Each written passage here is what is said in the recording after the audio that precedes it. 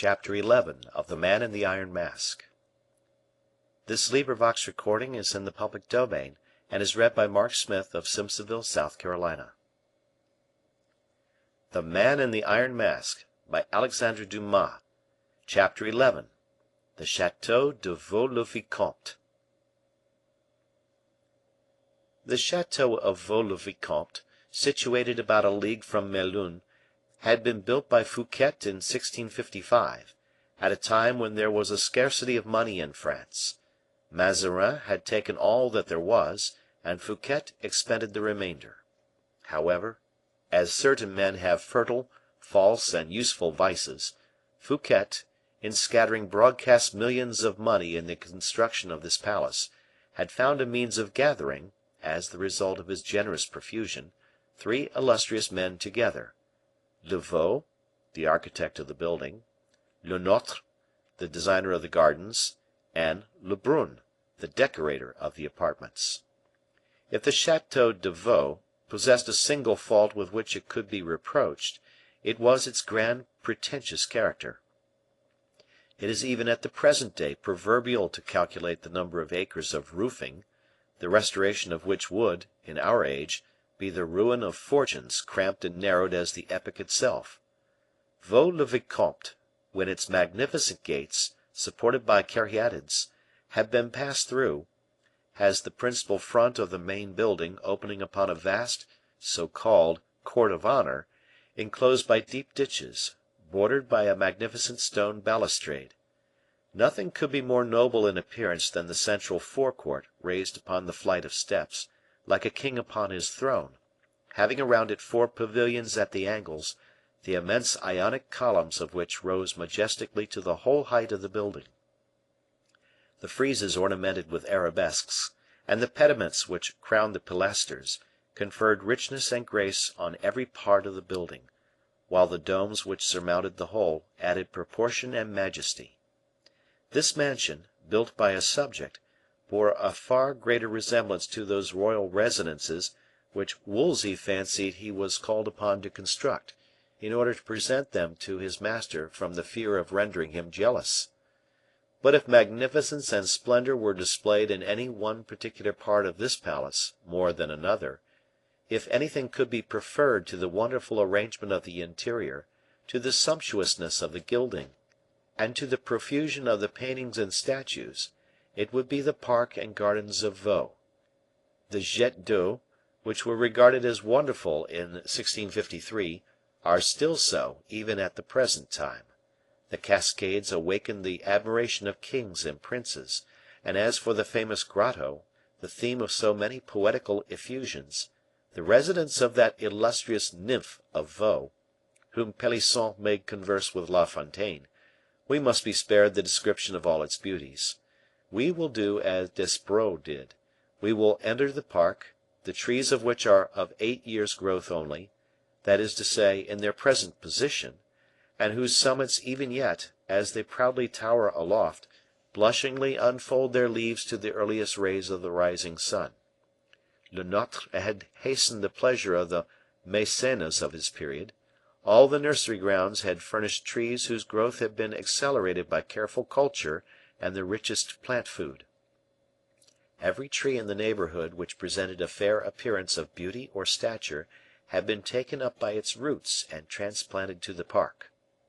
Fouquet could well afford to purchase trees to ornament his park, since he had bought up 3 villages and their appurtenances, to use a legal word, to increase its extent. M. de Scudery said of this palace that, for the purpose of keeping the grounds and gardens well watered, M. Fouquet had divided a river into 1,000 fountains, and gathered the water of 1,000 fountains into torrents. This same M. de Scudery had said a great many other things in his Clélie about this palace of Voltaire, the charms of which he describes most minutely. We should be far wiser to send our curious readers to Vaux, to judge for themselves, than to refer them to Clélie, and yet there are as many leagues from Paris to Vaux as there are volumes of the Clélie. This magnificent palace had been got ready for the reception of the greatest reigning sovereign of the time. M. Fouquet's friends had transported thither, some their actors and their dresses, others their troops of sculptors and artists, not forgetting others with their ready mended pens. Floods of impromptus were contemplated. The cascades, somewhat rebellious nymphs though they were, poured forth their waters brighter and clearer than crystal. They scattered over the bronze Triton and Nereids their waves of foam, which glistened like fire in the rays of the sun. An army of servants were hurrying to and fro in squadrons in the courtyard and corridors, while Fouquet, who had only that morning arrived, walked all through the palace with a calm, observant glance, in order to give his last orders, after his intendants had inspected everything. It was, as we have said, the 15th of August. The sun poured down its burning rays upon the heathen deities of marble and bronze. It raised the temperature of the water in the conch shells, and ripened, on the walls, those magnificent peaches, of which the king, 50 years later, spoke so regretfully, when, at Marly, on an occasion of a scarcity of the finer sorts of peaches being complained of, in the beautiful gardens there, gardens which had cost France double the amount that had been expended on Vaux, the great king observed to someone, "You are far too young to have eaten any of M. Fouquet's peaches." O fame, O blazon of renown, O glory of this earth! That very man whose judgment was so sound and accurate where merit was concerned, he who had swept into his coffers the inheritance of Nicolas Fouquet, who had robbed him of Le Notre and Lebrun, and had sent him to rot for the remainder of his life in one of the state prisons, merely remembered the peaches of that vanquished, crushed, forgotten enemy. It was to little purpose that Fouquet had squandered 30 millions of francs in the fountains of his gardens, in the crucibles of his sculptors, in the writing desks of his literary friends, in the portfolios of his painters. Vainly had he fancied that thereby he might be remembered. A peach, a blushing, rich flavored fruit, nestling in the trellis work on the garden wall, hidden behind its long green leaves. This little vegetable production, that a dormouse would nibble up without a thought, was sufficient to recall to the memory of this great monarch the mournful shade of the last surintendant of France. With a perfect reliance that Aramis had made arrangements fairly to distribute the vast number of guests throughout the palace, and that he had not omitted to attend to any of the internal regulations for their comfort, Fouquet devoted his entire attention to the ensemble alone. In one direction, Gourville showed him the preparations which had been made for the fireworks; in another, Moliere led him over the theater. At last, after he had visited the chapel, the salon, and the galleries, and was again going downstairs, exhausted with fatigue, Fouquet saw Aramis on the staircase. The prelate beckoned to him. The surintendant joined his friend, and, with him, paused before a large picture scarcely finished. Applying himself, heart and soul, to his work, the painter Lebrun, covered with perspiration, stained with paint, pale from fatigue and the inspiration of genius, was putting the last finishing touches with his rapid brush. It was the portrait of the king, whom they were expecting, dressed in the court suit which Percerin had condescended to show beforehand to the bishop of Vannes. Fouquet placed himself before this portrait, which seemed to live, as one might say, in the cool freshness of its flesh, and in its warmth of color. He gazed upon it long and fixedly, estimated the prodigious labor that had been bestowed upon it, and, not being able to find any recompense sufficiently great for this Herculean effort, he passed his arm round the painter's neck and embraced him. The surintendant by this action had utterly ruined a suit of clothes worth 1,000 pistoles, but he had satisfied, more than satisfied, Lebrun. It was a happy moment for the artist; it was an unhappy moment for M.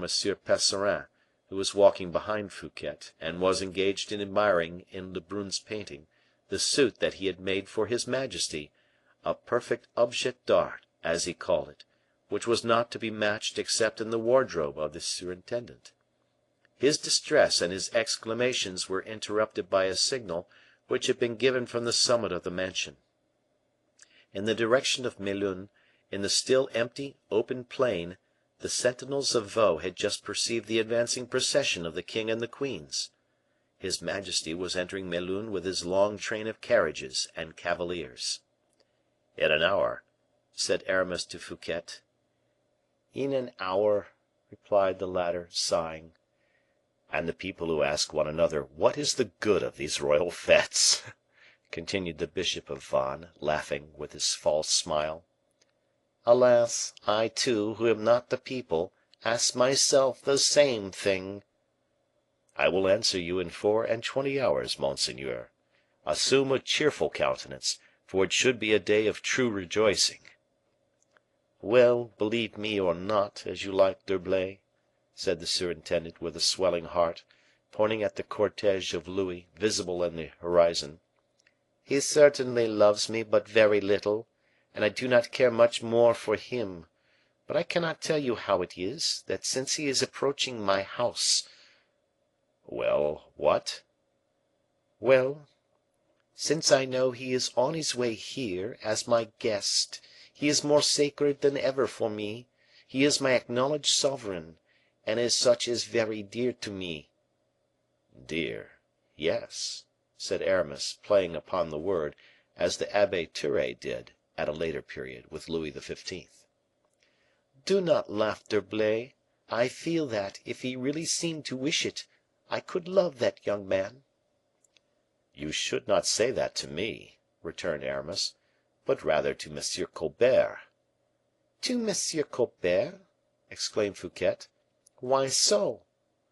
"Because he would allow you a pension out of the king's privy purse, as soon as he becomes surintendant," said Aramis, preparing to leave as soon as he had dealt this last blow.